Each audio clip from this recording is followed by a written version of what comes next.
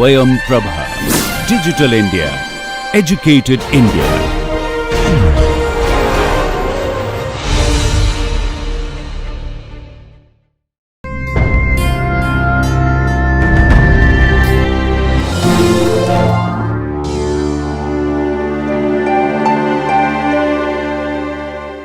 Geeta Krishnan. I am a faculty in the Transportation Engineering Division within Civil Engineering Department, and so today I am going to give a talk about the big picture. The earlier email talked about life skills for a civil engineer, so I put in my perspective here, and yeah, we'll see how that goes, and let's keep it interactive. If you have questions, you can ask me questions as well. So on an average, people may live about 70, 80 years, yes. How long of this time do you spend doing different activities? How long do you sleep in your lifetime? 1/3, alright. So it's said that you sleep about 33 hours, 33 years, right? If your life is 79 years, okay, it's more than 1/3. Why? In your childhood you slept more, right? Again, when you grow older, maybe you'll be sleeping more. Maybe now you're not finding enough sleep, right? And if you talk about work, how long do you think you would be working? How many years are you working in your life? And 0? No. Right? It said about 13 years you spend working of your lifetime. Okay? That's a substantial portion, right? So that is actually number 2 after sleeping. Right? So most of what you're going to be doing throughout your life, right, besides sleeping, is working. Right? And then you have other things. Interestingly, screen time comes out to be the next major activity we do. This includes watching TV, right, surfing the internet, on your mobile phone, social media, all of that put together, right? And that's substantial. We don't even realize that, right? I'll talk more about that later. And of course, you do other things like eating, holidaying, and so on, right? And of course, exercising, romancing, socializing, right? All that is also part of what you do, right? So, a substantial portion of your time, you're actually working. How much do we think about what we do, right? What should be my career? Okay? Because this is what really defines most of your waking time in your life. Okay? So, it turns out that there are different job satisfaction theories around. So, one of the theories is based on Maslow's triangle, right? He talks about it as the hierarchy of needs. Okay? Every individual has a hierarchy of needs. Okay? It starts with what we call as basic needs, right? So what are the basic needs? Food, right? Housing, clothing. Okay? So many of our decisions are actually driven by this basic need. Okay? So this is what you can say is the first hierarchy. Okay. Then people think about safety, right? Once this is satisfied, they start thinking about how to have a safe life, right? How to have a secure life. So maybe if you have food, you start thinking, is this good food, right? Will it not upset my stomach? Okay, things like that. Okay. Then it moves to something called as belonging, right? We are all social animals. Humans are social animals. We need others. We need relationships. Okay. So your decisions kind of start evolving to satisfy the third level of the hierarchy, the need. Okay. And then people talk about esteem, how you feel about yourself, right? Self-respect is part of that. Okay. And then Maslow says there's a level called self-actualization, right? What is self-actualization? All your decisions are driven by maybe something that you believe in from inside you. Okay, not necessarily something based on these other 4 levels of the hierarchy. Okay. So the same theory is also used for job satisfaction. Right? People say you kind of evolve in terms of your jobs. Right? Initially, it's about physiological need. You need a job so that you can pay for your food, your shelter, right? All of these. Then maybe you're looking at something much more, you want to have stability in your job, you want to have a secure job, right? Some people call it the government job, right? There is nothing like a completely safe permanent job, right? It's always related. And then, you're talking about, is my job giving me satisfaction, right? Am I doing something good for the, society? So these are questions that you start asking, right? And then you also think about, is this job giving me, recognition? Okay. Am I being appreciated for what I'm doing? Right? So these questions become important as well. And then self-actualization, we really don't know what that means when it comes to jobs. Okay. But a lot of people said, this 5-level hierarchy is not really explaining a lot of the experimental evidence when it comes to how people choose jobs, right? So people came up with another theory, something called as motivator hygiene theory. Right? What this states is, you could actually move from being neutral to satisfied or dissatisfied. Yeah? And this scale is not continuous. Right? You could actually have satisfaction and at the same time have dissatisfaction with your job. Right? So it's very interesting. It's not a continuous scale. It is not like if you are satisfied, you're not going to be dissatisfied. You could actually have both elements. Right? And people came up with different motivating factors which lead to satisfaction. Things like, of course, your pay, right? Your recognition, how you are feeling in terms of achievement. Right? These are all motivating factors. And then you have hygiene factors which actually result in dissatisfaction. That could include things like, what is the working condition? Do you like your work environment? Right? How is the interaction with colleagues? Are you enjoying your time with your colleagues?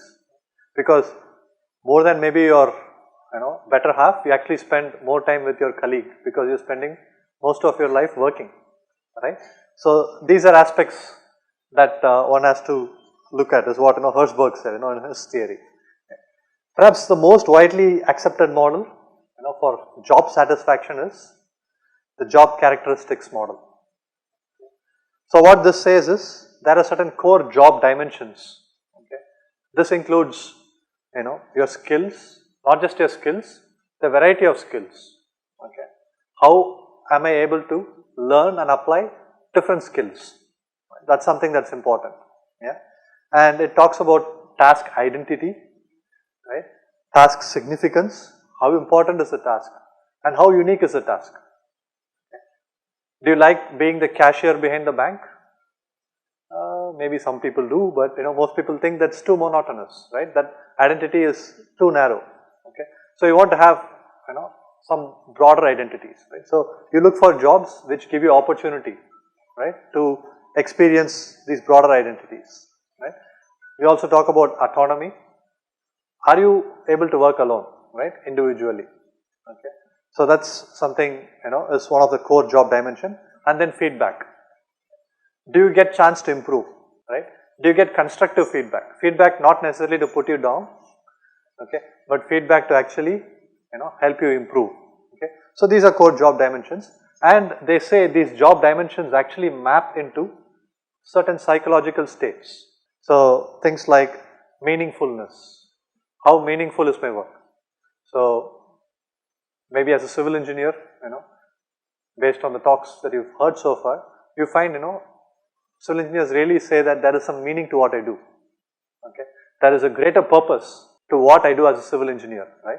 So as a civil engineer, it's perhaps very easy to see, meaning in the work that you do. Yes, so that's a psychological state, right? And responsibility of outcomes. Are you given the responsibility for are you appreciated? Is somebody telling you that this bridge was built by such and such a person, right? That happens, right? But may not be, other factors, right? Other jobs that may not happen as much, right? And knowledge of results, right? So, do you know what's happening? Do you know what the conclusion is? Do you know what the results are? Okay. There are jobs in which you have no idea, right? As they say, you're just a cog in the wheel. You really don't know, right, what is happening. Maybe that's what's making the wheel rotate, right? Awareness of that is also important in a job. Okay. And of course, these lead to what are called personal and work outcomes, right? So you have good motivation to work, right? You have good performance, which is, important, and you have high satisfaction. Right? We'll see what that is. And also, you can measure it using low absenteeism. So if you've been liking these lectures, then we have maybe more students attending, yeah, or maybe it's the attendance which is making you come, right? But these are measures that you can use to see how the job, how successful you are in the job, how meaningful the job is for you, right, and so on. Okay? So this is perhaps the model that's most widely used, and whatever career you choose, right, I would encourage you to think about these aspects. Okay? Whatever career you pick, how does it fit within these different elements, right? And what is meaningful for one need not be meaningful for another. Okay, it's about finding what is meaningful for each of you. So hopefully, whether you stay in civil engineering or you decide to move on, it's an informed decision, right? It's not a decision that's just based on chance, but you think about these theories and then see what maps best. So we talked about meaning. So people talk about jobs as I want to earn money, right? So is it true that money is what drives people towards jobs, or is it the meaning of the job? How many of you think money is what drives people? Okay. How many of you say meaning drives people? The rest of you can wake up. Okay. So there is a recent article, which said that 9 out of 10 people are actually willing, right, to earn less if they can find more meaning in the work they do. Okay. That's 90% of the people, right? And there's a very nice quote in this particular article, right? Work is about a search. Okay. It's a search for daily meaning besides daily bread. Okay. So earning money is only part of working, right? So you want recognition as well as cash, right? And you want astonishment rather than torpor. Okay. So you want to feel every day, I really love what I'm doing. I really like what I see, rather than, oh my God, I have to go to work today. Okay. So somebody asked me, when will you retire? Okay. In IITs there is a retirement age, which is 65 years. But instinctively I said, I'll retire the day I start taking one step at a time when I'm going to work. Alright. I typically take 2 steps at a time. So that's just, I want to get to work, right? That's the motivation. That's the joy I derive. I'm looking forward to work. Okay. That's very different from, oh my God, I have to go to work today. Alright. So that is a big difference, right? And it is, again in the study, they actually quantify how much people are willing to give up for meaningful work, right? And they came up with the number that people are willing to forego 23% of their earnings if they can find a meaningful job, right? Again, nothing against other disciplines, but several civil engineers, over the last 10 years I've been here, students like you, they graduated, they took up a job in a non-civil engineering area, and within a couple of years they came back to my room and they said, I'm looking to shift back to civil engineering, right? Maybe I'll do higher studies, can you give me a recommendation, right?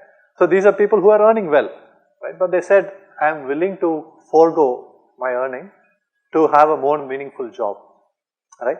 So money is not the only motivation, okay? So think about how meaningful your work can be. So that's about money and meaning, right? I'll talk about, success as a civil engineer, right? Slightly more specific, but this could also be as an engineer or, any other career for that matter. Okay? So just to make it easy to remember, I came up with an acronym. I'm calling it SOCIAL. Okay, let's see what SOCIAL stands for. Right? So S is for skill. Okay, I'll talk about skill. The O is for opportunity. You always hear this, right? I'm not getting the opportunity. But I'm going to give a slightly different take on opportunity. Okay, because it's important. Right? The C is for challenge. Okay. So are challenges good or bad? Challenges are good. How many say challenges are good? Okay. That's nice to see. Alright. How many say challenges are bad? Few. Okay. We'll see how, we'll see my take on it, right? And of course you can have your take. You can share what you think.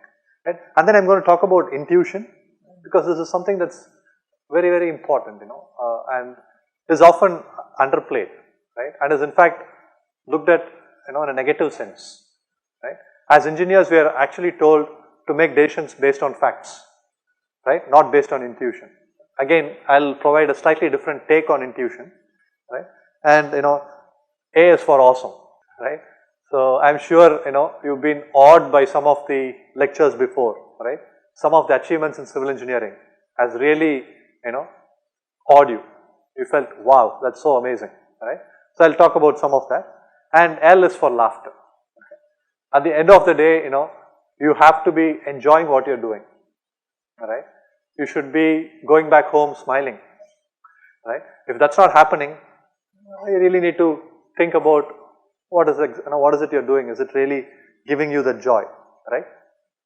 So I'll take a few minutes. I'll talk about each of this, right? So when you say skill, the dictionary definition of skill, it says the ability to do something well, right? So you could do something, okay? 10 years back, or 15 years back, I could cook, but I will be the only one eating what I cook, right? But after 4 or 5 years of living alone in a foreign country and practice cooking, right? Now I can say my wife will also risk it, right? She'll also share the meal with me, okay? So it's about doing something well. It's not just about doing something, okay? That's skill, right? In the Bhagavad Gita, they say yoga karma kaushalam, right? What does it mean? Skill in action is yoga, right? That's what is said in the Bhagavad Gita too, right? And what's the opposite of being unskillful, right? There are different terms, right? Being skillful, of course, okay?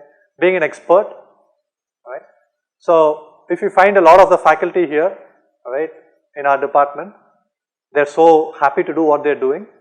That's mainly because they are experts in their field, right? They're world known in that particular area, okay? And they're very skillful in what they do, right? So being an expert, right? And being experienced, right? Practiced. I'll talk about this as well. Okay? How do you develop skill? By practice, right? By repeatedly doing it. Okay? You won't achieve this, the first year. It takes several years. Yeah? Stanford University, in the civil engineering department website, actually states what is its motivation for education, right? For civil engineers. Okay? It says that a civil engineering graduate should leave with a suite of technical and professional skills. Okay? And it states some of the technical skills that they expect their graduates to have, right? They have to be good in math, they have to be good in science, right? They have to be good in engineering. So all these are important, right? They say that it should also be good in designing and conducting experiments. Okay, you will know that, right? It's also said that they should be good in analyzing the data. Okay. So, the latest gold, as they say, is data, right? So, we know that 1000 years back, gold was of a lot of value, right? Gold was the metal which was valued, right? For the last 100 years, what is valued? What is valued in the world? Oil, right?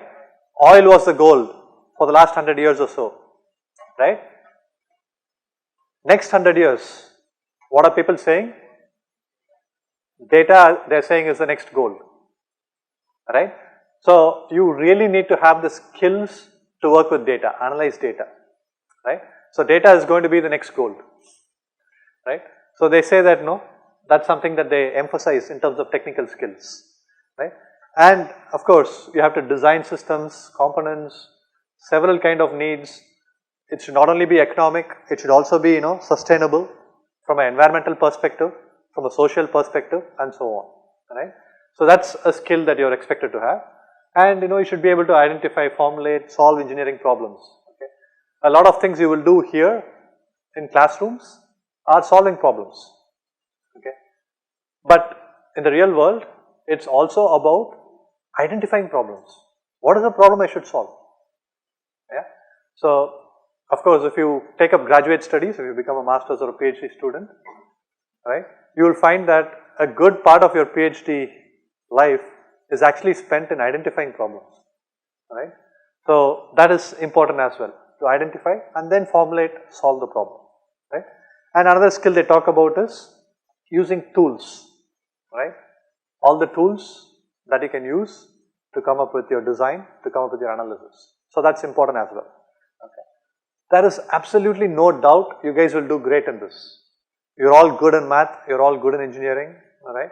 You will perform exceptionally well with respect to these technical skills. But what we need to work on is usually our professional skills. Okay.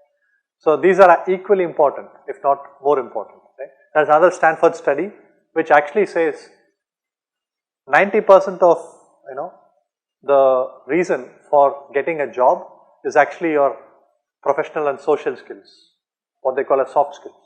Only 10% is the technical skills. Okay. Because most people do well in technical, they are all equally good.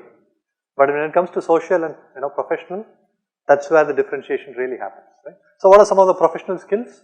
They talk about working in teams. Okay. Not just teams, multidisciplinary teams. Right? So that means understanding others' perspective, being accommodative to others' perspective. Right? So it's important. Okay. They talk about professional and ethical responsibility. Did you have a talk on ethics in engineering? Okay. So maybe at some point you will be exposed to that. Right? It's very, very important. As engineers, you will be making fairly big decisions in your life, and ethics plays a major part in deciding the right decisions. Okay. So it's not just economic, but it has to be ethical. Right? So that's something that's important. That's a skill to have. And then communication. I keep emphasizing this. Right? No matter what job you take up, substantial portion of your job will be spent in actually communicating what you're doing. More than what you're doing, you'll be spending time speaking about what you're doing, explaining to people what you're doing, justifying what you're doing. Right? So that's a very important skill. Again, there are programs in our curriculum which address that. You should seek out, you should see how you can improve your communication skills. Right? And then they also talk about certain awareness skills. Right? They talk about broad education, knowing a lot of things, that's important, right? And lifelong learning is something they emphasize. So your learning doesn't stop you, it continues. So how to be a lifelong student, and some knowledge of contemporary issues, not just being compartmentalized to civil engineering, but knowing what is happening in society, in the world around us, right? All these are skills. Okay. So you need to see how you can develop these skills while you are here, and all these will help you become a successful engineer. Right? How many of you have heard the 10,000 hour rule? Okay. So Herbert Simon, he was basically a psychologist and a social researcher, you can say. He won the Nobel Prize in economics, and he came up with this rule. He said, if you have to become an expert in any area, in anything you do, right, you should have practiced it for 10,000 hours, right? If you've done something for 10,000 hours, you're guaranteed to be an expert in that area. That's what he said, right? So, what does the 10,000 hour translate to? Right? Approximately about 10 years. So, I've just completed 10 years as a faculty here, so I can claim to be an expert faculty. Just kidding, right? But that's the timeline it takes to become an expert, right? So, people are impatient, they give up very easily. Within 2-3 years of a job, they say, oh, this is not for me, right? Many times the job you're saying is not for you because you've not been skillful enough in the job, right? When you become skillful, automatically you start excelling in your job, you derive satisfaction from it, right? So, stick to something for 10 years if you really want to be an expert. That's what it says. And again, this is another quote from our literature, right? So, it talks about abhyasa and vairagya, right? So, it says that the mind is actually controlled by practice and detachment. Abhyasa is practice, right? Vairagya means detachment. Okay? So, as we started this talk, 25 minutes, there are at least 6 or 7 cell phones that went off. Okay? The challenge today is much more, right?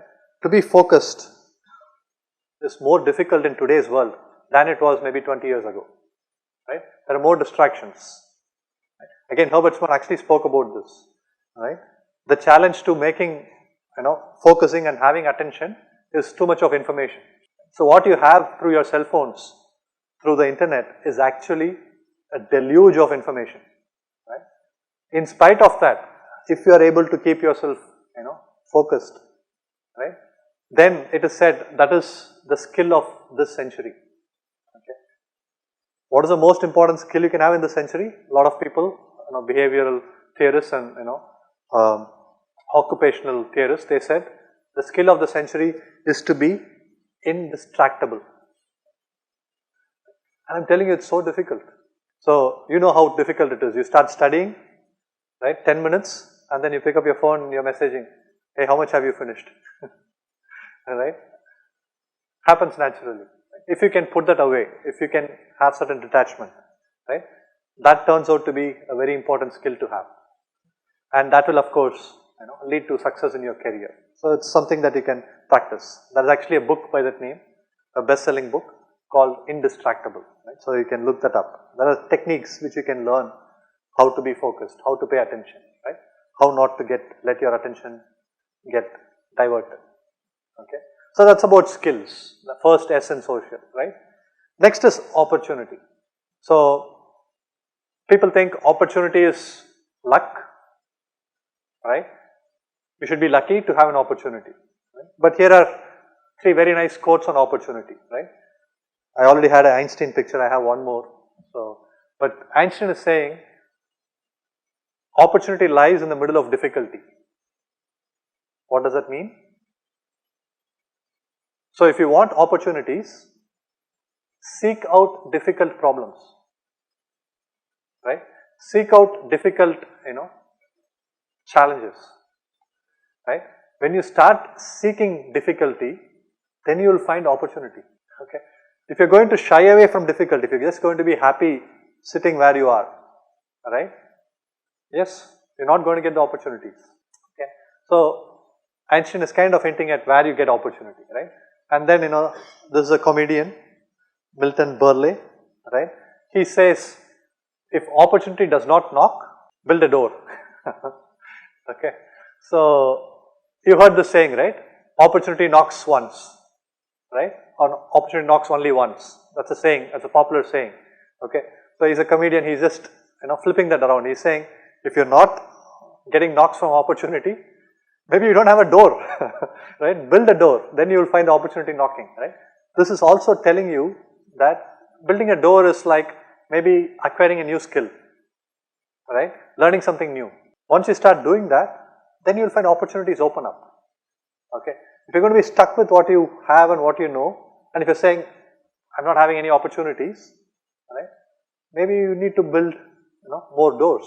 Once you start doing that, opportunities will come your way, right? That's a very interesting quote as well. Right?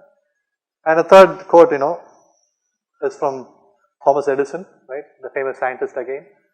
Opportunity is missed because it is dressed in overalls and looks like work. Okay. So essentially what he is saying is, the people who work will definitely find opportunities, right? So it's not about opportunity. It's more about hard work. It's more about skilling yourself. It's more about skilling yourself in difficult areas, venturing into difficult problems. Okay. So, when you make a career choice, right, think of what is difficult, right? Think of how you can expand your skills, right? Think of putting in those extra hours of work. And when you do that, I'm telling you, you're going to have so many opportunities, right? It's good to have multiple things than to choose, okay? So, that's the O in social. Then I come to C, right, which is challenge, okay? So, everybody has challenges in life, right? Some people are successful, some people are not so much. So, this is basically saying, people who succeed are the ones who are stretching, right, to meet the challenges. Okay. And failure is basically people who are shrinking away from those challenges. So seek challenges and stretch yourself. So I was just looking for challenges in civil engineering. Has this been shared with you before? No. Okay.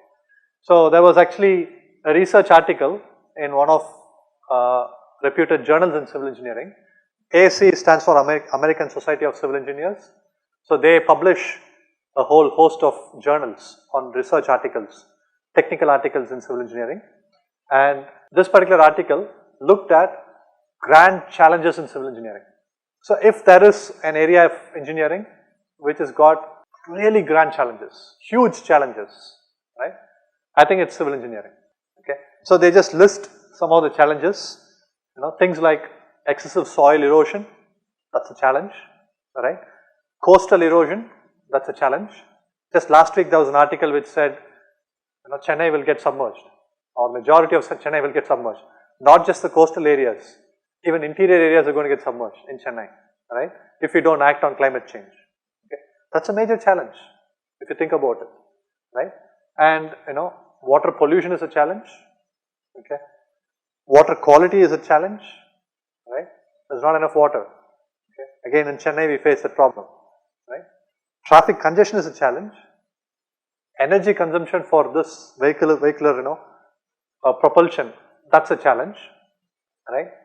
And perhaps related to pollution and traffic is also air quality, right? What's been happening in Delhi, yeah? That's a challenge as well. Okay. And all of these are not small challenges, these are huge challenges, these are grand challenges, right? Any challenge you take up in civil engineering is actually grand, right? Nothing small about it, right? And of course, when you talk about structures, right, how to make them resilient. So, there was typhoon recently in Japan, right? Still the damages were so less. They said, the speeds were about 200 kilometers per hour, the wind speed in the typhoon, right? When we had in Chennai about 2 years back, it was about 150. I can't imagine what would happen if we had a 200 kilometers per hour typhoon in Chennai, right? It can be fairly serious, disastrous. Okay. So how do you come up with infrastructure that can withstand these kind of calamities, right? And again, because of climate change, right, some researchers are saying these challenges, these calamities are coming up much more frequently. We are having more cyclones now, right, more floods now than maybe 50 years back, 100 years back, right? So if you talk about civil engineering, grand challenges are aplenty, right? Pick any one and you can make a huge contribution, right, in your career. And when you solve one of these, right, you've impacted millions of people, right, for hundreds of years, maybe. What can be more satisfying than something like that? So think about grand challenges, and our area definitely has grand challenges. Okay. So that's SOC, then I have I in social, right? Intuition. Okay. So again, dictionary defines intuition as ability to understand something instinctively, right? I know what it is. That's intuition, right? And in fact, they also say without the need for conscious reasoning. Okay. So what does conscious reasoning mean? Applying your logic, right? So we think, we are told as scientists, we must apply our logic, right? We must be scientific in our approach. Okay. But let's hear out from one of the greatest scientists of the last century, Albert Einstein, right? He said that intuitive mind is actually a sacred gift, right? Just as a rational mind is a faithful servant, right? So he's saying the logical thinking is like a faithful servant, right? But the intuitive mind is actually the sacred gift. Okay. So we have created a society that honors the servant and has forgotten the gift. Okay. Imagine this he said maybe 100 years back, right? Now it's even more so. Okay. You are discouraged to think intuitively. You are asked to go by logic, by data only, right? But to a large extent, okay, logic cannot transcend beyond what we know, right? And knowledge discovery happens beyond what we know. Okay, so you have to take, a jump, a leap into the unknown, right? And that comes from, intuition, right? And is intuition something that's completely devoid of reasoning? Is intuition something which is, nothing to do with the conscious reasoning mind, right? Because when you put it that way, it sounds like a negative thing, right? Intuition seems to be something unreasonable, something like a reflex. But a reflex action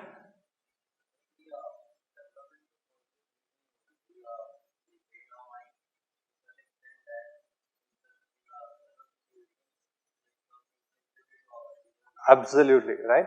So latest research on intuition is actually saying that, it is not something which is magical. Intuition is not a magical happening, right? Intuition is actually what you develop with experience, okay? But it gets embedded into your subconscious mind. So it does not come up to your conscious reasoning. Subconsciously you make decisions, right? And people actually call intuition also as a gut feel, right? I have a gut feeling that I should do this, right? So it turns out that, latest research which is looking at basically, what's in your gut, the bacteria in your gut, right?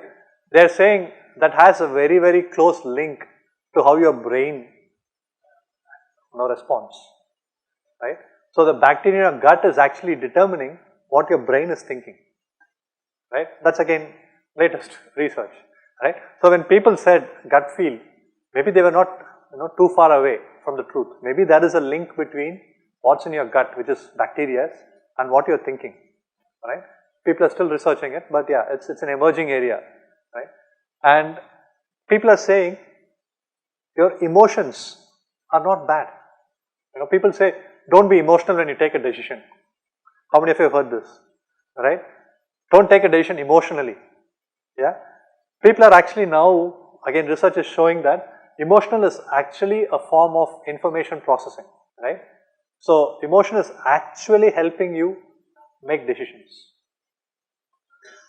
Okay, so rather than saying don't be emotional, I think people need to say involve your emotions besides your intellect in decision making, right?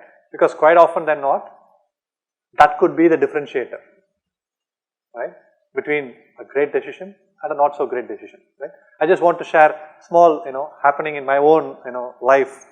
So, I was maybe your age. I just finished my class 12, and I had given JEE exam, right? And unfortunately, I didn't clear the JEE exam, right? Unfortunately, I don't know, right? Looking back now, and what happened was I had instead cleared another entrance exam, okay, which was called in those days the Roorkee entrance examination, right? The REE, okay, and yeah, 15 years back or 20 years back, yeah, I'm that old. 20 years back, Roorkee was separate. It was not part of the IIT system, and they had their own set of entrance exams, okay. And I had given the Roorkee entrance exam only because of everybody else was giving, with no interest. I had no idea of going to Roorkee, right? It was too far, right? But I didn't clear JEE, and I had not applied to any of the other colleges, and so I was stuck in a situation where I cleared Roorkee entrance and I hadn't cleared IIT JEE. So my dad said, okay, I spoke to some friends, right? Looks like Roorkee is a very good college. It's very old university. Let's go there and see what happens. Okay. So I went there. I had no intention of studying there, so all I said was I didn't have a very good rank. I said, okay, I'm going to fill up a rank which is the fields which have only top rankers choosing, right? Basically computer science, electronics, and that's it, right? Then somehow my dad said something is telling me that you should fill up civil engineering, right? I said, why? He said, no, something is telling me, okay, you fill up civil engineering, right?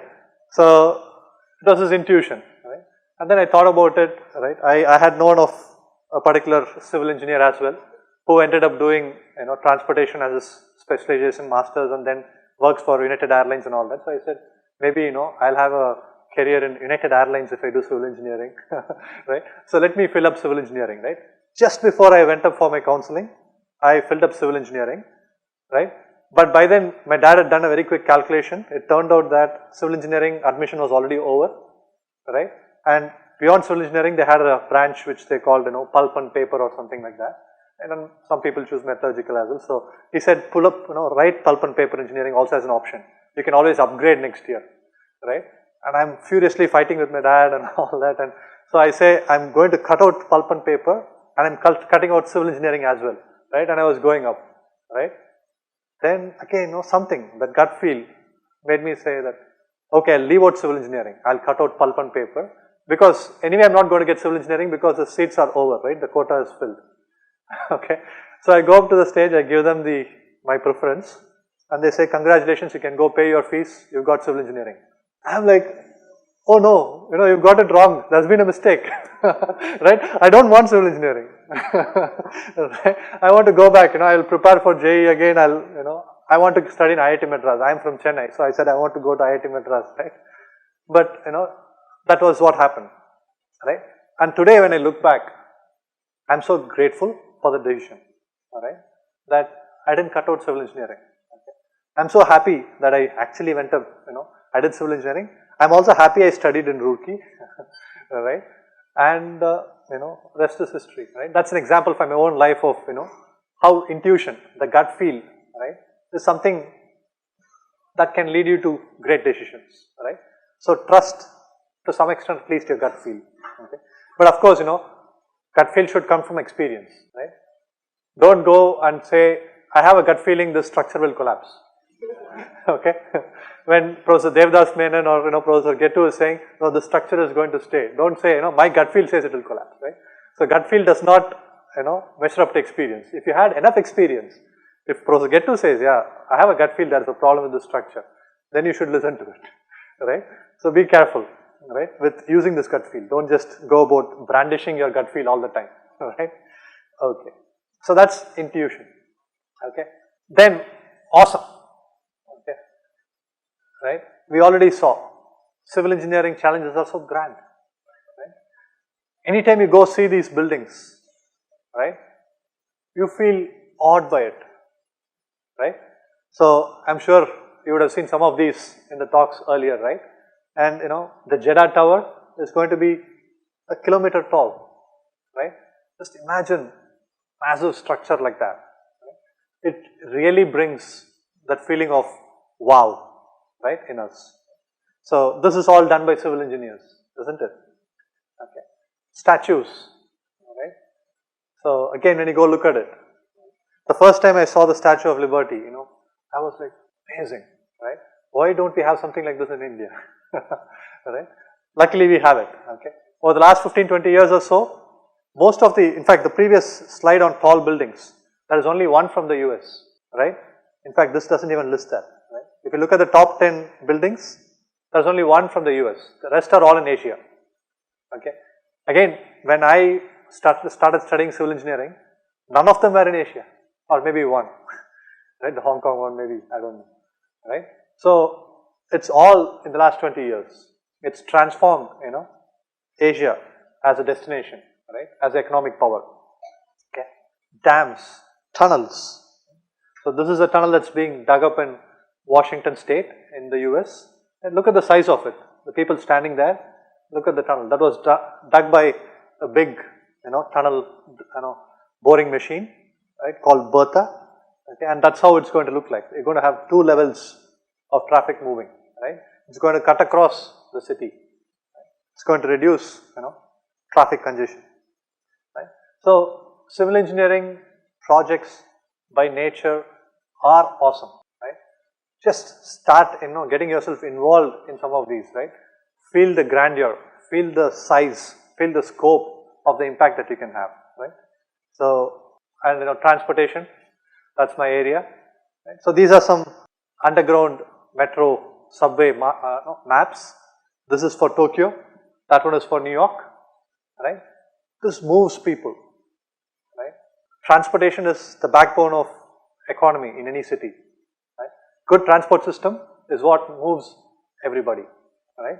So building these, planning for these, right, is done by civil engineers again, right? Fairly satisfying. Okay. And then the final L in social, which is laughter. At the end of the day, we should enjoy what we do. Okay. Here are just some jokes for civil engineers. Right. I'm sure you have some too. Right. I would be happy to hear them. Okay. And yeah, with that I'll stop my talk. If there are questions, I can take them. If you have some jokes to share, I'm happy to laugh with them. Right. Thank you.